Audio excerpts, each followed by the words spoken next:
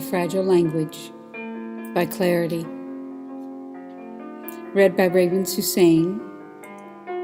Music by Christina DeShillo, Suzanne Miller, Gabriel Sound. Intro.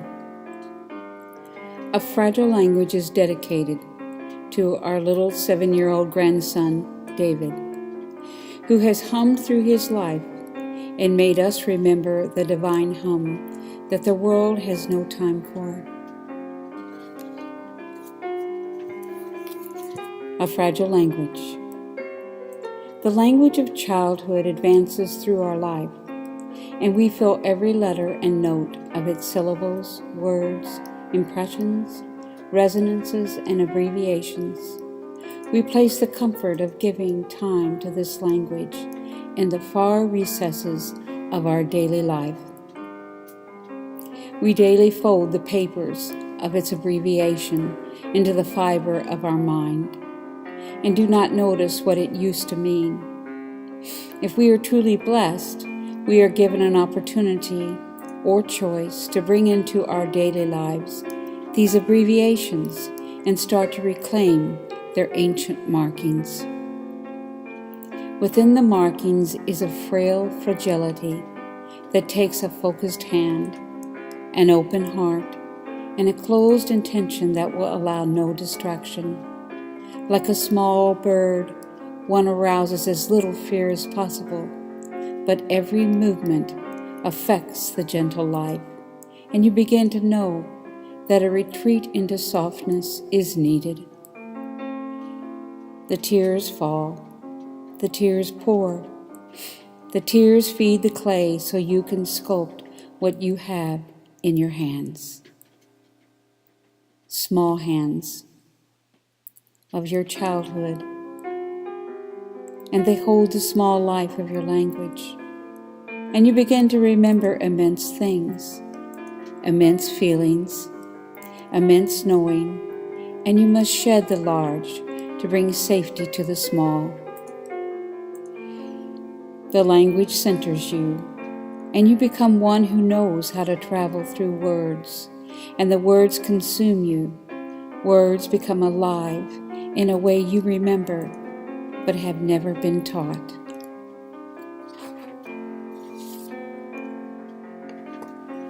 You are marked by your desire, and the desire shuts all the doors of return, and you go forward as if in a dream. All your longings let go, and you are naked to the movement of the desire. Within the feelings, a truth imposes upon your past, and you lay awake to your life and never sleep again. You cannot anymore close your eyes when you dream. You are awake to the meaning, and your eyes are raw with the exposure to what is. All the language of past casts you up upon a new shore, and you truly are a castaway. You learn to eat what the sea gives, and your mind lays open to the sun, and Ra begins to travel through your veins. The journey, the boat opens you, and you become a nerve on end that sits inside and learns to wait longer than you have ever waited before. You wait for the moon to set your depth of mystery. You wait for the scene to mark your days.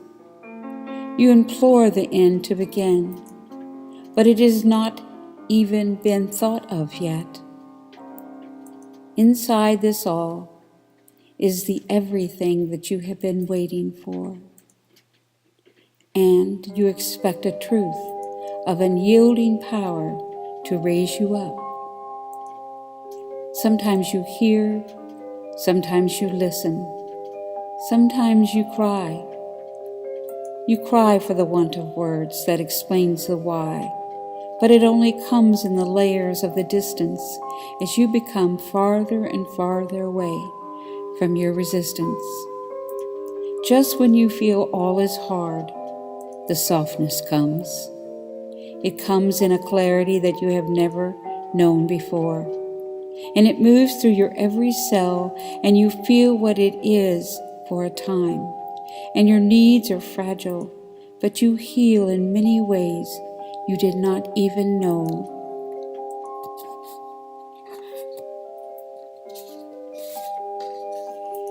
In this you leave all that you have known, and all that you have loved, and all that you have needed, and the wellness of it all consumes you.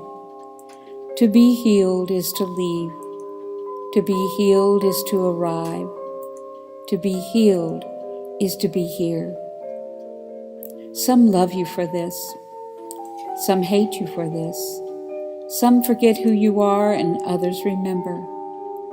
You continue through it all without understanding, but the trust has become your union with your soul.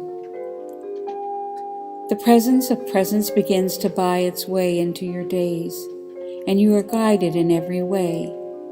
You learn to ask, and the asking is much more than once. The asking becomes your every moment, and you become fed by the clarity of your answers, and the gaunt, starving frame of your life becomes fleshed in a richer way. The richness of food embodies you, and you learn to eat like a goddess, because you know what food is for, and its full flavor fills you. The richness of what you eat consumes who you are, and you begin to feel radiant in the realization of the connection between words and language, radiance and food. You eat for the color. You eat for the salt. You eat for the language. You eat for the earth. You eat for the knowledge. And the tree of life stands within your frame. There are those who would try to cut you down, but you learn. You learn to walk your roots. You are counted one by one, day by day, moment by moment, thought by thought, word by word, and you add up to new numbers.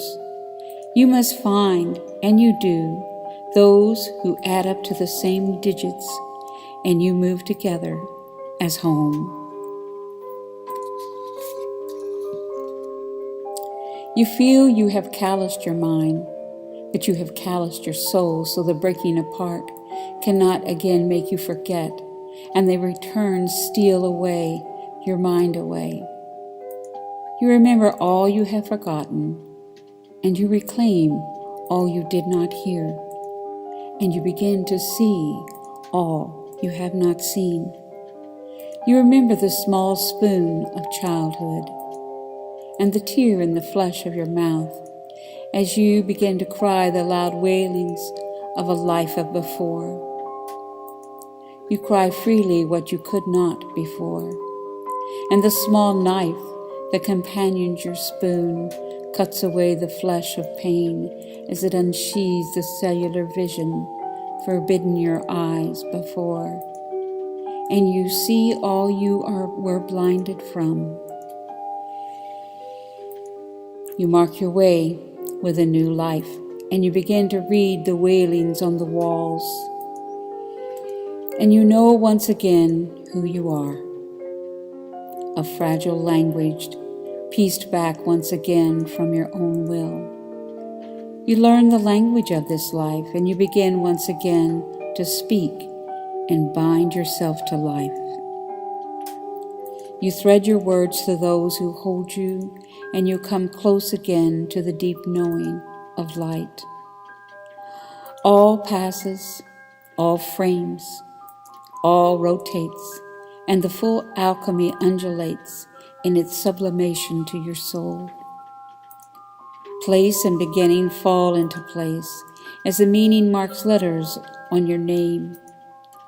Passing through the ethers of despair is only a distillation of your course as you move the full memory of the red in your making. Time equates a bluer resonance, and you file away the coarse metals of